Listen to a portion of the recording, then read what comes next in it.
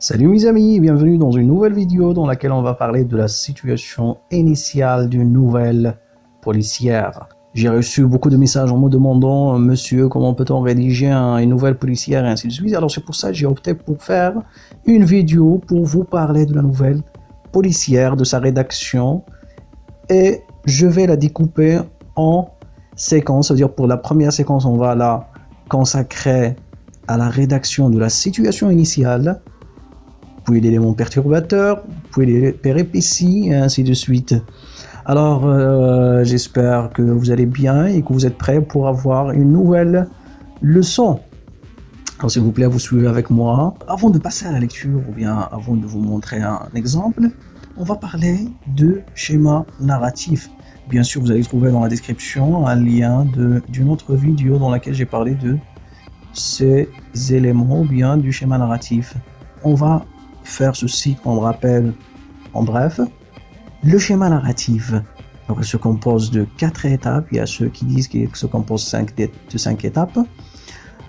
Première étape, c'est la situation initiale. Dans cette situation, elle se caractérise par sa stabilité et on n'a que la représentation des personnages, de lieu et de temps. C'est-à-dire quelques descriptions du personnage. Puis vous avez l'élément perturbateur, c'est l'élément duquel c'est l'élément déclencheur des événements en fait. C'est un élément qui vient pour perturber la stabilité de la situation initiale. Vous avez les péripéties. Alors les péripéties, c'est l'ensemble des actions qui vient comme feedback de l'élément perturbateur ou bien comme réaction. Puis vous avez la dernière étape, c'est la situation finale. Alors c'est le retour à la stabilité, c'est la résolution, et c'est la fin de la nouvelle. Comme je vous ai déjà dit, c'est que dans cette vidéo, on va parler de la rédaction de la situation initiale. Alors s'il vous plaît, vous observez et vous lisez ce texte avec moi. On va lire le texte. Le texte s'intitule « Le crime mystérieux ». Ça veut dire, vous pouvez choisir n'importe quel titre, vous pouvez le nommer le crime, je sais pas moi, de l'été, le crime du mois de juillet, et ainsi de suite. Bien, vous avez... L'histoire se déroula le 1 juillet 2015 à la ville de Smara, l'une des provinces marocaines de la région de l'Aïon Sakiramra. Un bon matin d'été, j'allais chez ma tante Hasna. Elle était âgée d'une trentaine d'années. Elle était de petite taille, mais tout le monde l'aimait de sa gentillesse et sa bonté. J'arrivais chez elle aux environs de 10 heures. Tout était fermé. C'est la fin du texte. C'est la fin de la situation initiale en fait. Alors, vous remarquez que ce texte est composé de 2 paragraphes. Bien, cette situation est composée de 2 paragraphes. Dans le premier paragraphe, on a mentionné le temps et le lieu. Ça veut dire le paragraphe a commencé par l'expression « l'histoire se déroula ». Ça veut dire le verbe se dérouler est conjugué au passé simple. Parce que c'est une action unique qui se passe pour une première fois dans ce lieu.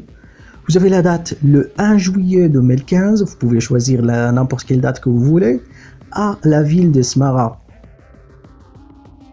Vous pouvez changer de la ville ou bien mentionner un nom de village. Et puis vous avez l'une des provinces marocaines de la région de l'Aïon Sakiramra, ça veut dire ici on a fait une localisation de ce lieu. Alors c'est la fin du premier paragraphe.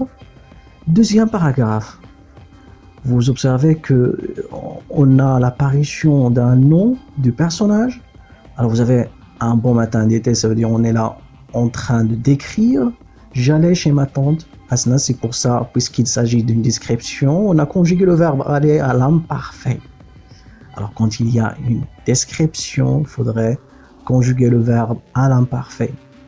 Chez ma tante Hasna, elle était âgée d'une trentaine d'années, la même chose. Le verbe être est conjugué à l'imparfait parce qu'on fait la description de la tante Hasna. Elle était de petite taille, la même chose. Verbe être à l'imparfait, description. Mais tout le monde l'aimait de sa gentillesse et sa bonté. Alors ici, vous avez même une description, même on peut parler d'un verbe de sentiment. Alors aimer, il a un rapport avec les sentiments. J'arrivais chez elle aux environs de 10 heures, tout était fermé.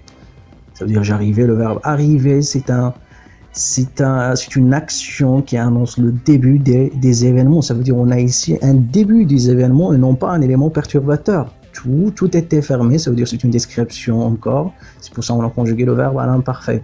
J'aimerais bien vous mentionner que ça, c'est un exemple seulement. Ça ne veut pas dire que toutes les nouvelles policières se sont composées de cette structure. Alors, vous pouvez commencer par exemple, le nom du personnage. Par exemple, chaque matin, j'allais chez ma tante Asna, c'était une femme âgée, etc., etc., etc. Ça veut dire que vous pouvez commencer par le nom du personnage et ainsi de suite.